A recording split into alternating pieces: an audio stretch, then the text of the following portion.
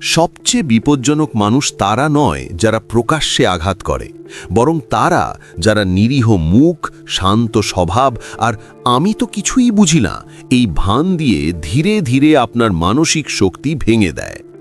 মনোবিজ্ঞান বলছে নিরীহ ভান বা ফেইনিং ইনোসেন্স হলো একটি অত্যন্ত সূক্ষ্ম কিন্তু ভয়ঙ্কর মানসিক কৌশল, যেখানে একজন মানুষ নিজেকে দুর্বল, অজ্ঞ বা সরল হিসেবে উপস্থাপন করে, অথচ ভিতরে ভিতরে সে সম্পূর্ণ নিয়ন্ত্রণ ধরে রাখে। এই ধরনের মানুষ কখনোই সরাসরি দোষ নেয় না। কিছু ভুল হলে তারা এমনভাবে প্রতিক্রিয়া দেখায় যেন তারা পরিস্থিতির শিকার। আমি তো এমনটা চাইনি, আমি বুঝতেই পারিনি, এতে তুমি কষ্ট পাবে, আমার দ্বারা এসব সম্ভব না।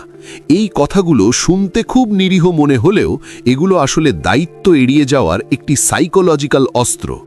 এতে করে আপনি নিজেই ভাবতে শুরু করেন হয়তো আপনি বেশি রিয়্যাক্ট করছেন, হয়তো দোষটা আপনারই। মনোবিজ্ঞানে একে বলা হয় কোভার্ট ম্যানিপুলেশন। এখানে আঘাত আসে চুপিসারে। এই মানুষগুলো ইচ্ছাকৃতভাবে এমন পরিস্থিতি তৈরি করে যেখানে আপনি ক্ষতিগ্রস্ত হন, কিন্তু তারা সব সময় নিজেকে নির্দোষ প্রমাণ করতে সক্ষম হয়। কারণ তারা জানে সমাজ সাধারণত শান্ত, ভদ্র আর নিরীহ মানুষকে প্রশ্ন করে না, ফলে সন্দেহটা ঘুরে এসে পড়ে আপনার ওপর। ফেইনিং ইনোসেন্স করা মানুষদের আরেকটি বড় বৈশিষ্ট্য হলো তারা নিজেদের সব সময় দুর্বল অবস্থানে রাখে। তারা এমনভাবে কথা বলবে যেন তারা সব সময় অসহায়, সব সময় অন্যের সাহায্যের প্রয়োজন।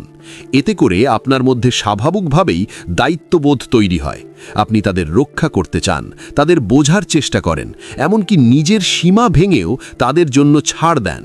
কিন্তু বাস্তবে তারা এই দুর্বলতার ইমেজটাই ব্যবহার করে আপনাকে মানসিকভাবে নিয়ন্ত্রণ করে। এই ধরনের মানুষ প্রায়ই অন্যের সামনে নিজেকে খুব ভালো দেখায়। তারা নম্র, ভদ্র, নিরীহ, সবাই বলে ও তো খুব ভালো মানুষ। কিন্তু আপনি একা থাকলে বা কাছ থেকে দেখলে টের পান তাদের আচরণ আপনাকে ধীরে ধীরে নিঃশেষ করে দিচ্ছে। এই দ্বৈত আচরণ আপনার মাথার ভেতরে কনফিউশন তৈরি করে। আপনি বুঝতে পারেন না সমস্যাটা আসলে কোথায়। এটাকেই মনোবিজ্ঞানে বলা হয় কগনিটিভ ডিসোনেন্স। ফেইনিং ইনোসেন্সের সবচেয়ে ভয়ঙ্কর দিক হলো এটি আপনাকে অপরাধ বোধে ভোগায়। আপনি যদি কখনো তাদের আচরণ নিয়ে প্রশ্ন তোলেন, তারা এমনভাবে কষ্ট পাবে বা আহত সেজে বসবে যে শেষ পর্যন্ত আপনিই ক্ষমা চাইবেন। তারা কথা বলবে খুব নরম স্বরে, চোখে জল আনবে, বলবে আমি তো এমন মানুষ না, আর আপনি ভাববেন হয়তো আপনি সত্যিই তাদের ভুল বুঝেছেন। এই মানুষগুলো প্রায়ই নিজেদের ভুলকে পরিস্থিতির ওপর চাপায়। সময়টা খারাপ ছিল, আমি স্ট্রেসে ছিলাম, আমি তো এমন মানুষ না। এই অজুহাতগুলো বারবার শুনতে শুনতে আপনি তাদের আচরণকে স্বাভাবিক বলে মেনে নিতে শিখে যান, অথচ ভিতরে ভিতরে আপনার আত্মসম্মান ক্ষয় হতে থাকে। মনোবিজ্ঞান বলছে যারা নিরীহ ভান করে আঘাত করে তারা সাধারণত খুব ভালো জানে কোন জায়গায় আঘাত করলে মানুষ সবচেয়ে দুর্বল হয়। তারা আপনার ভয়, আপনার দুর্বলতা, আপনার অতীতের কষ্ট সব কিছু খুব মনোযোগ দিয়ে লক্ষ্য করে, তারপর ঠিক সেই জায়গাতেই আঘাত করে, কিন্তু এমনভাবে যে আপনি বুঝতেই পারেন না এটি পরিকল্পিত। এই ধরনের মানুষদের সাথে দীর্ঘ সময় থাকলে আপনি নিজের অনুভূতির ওপর বিশ্বাস হারাতে শুরু করেন। আপনি কষ্ট পেলেও ভাববেন না, ও তো খারাপ মানুষ না, ও তো বোঝে না, আমি হয়তো বেশি ভাবছি।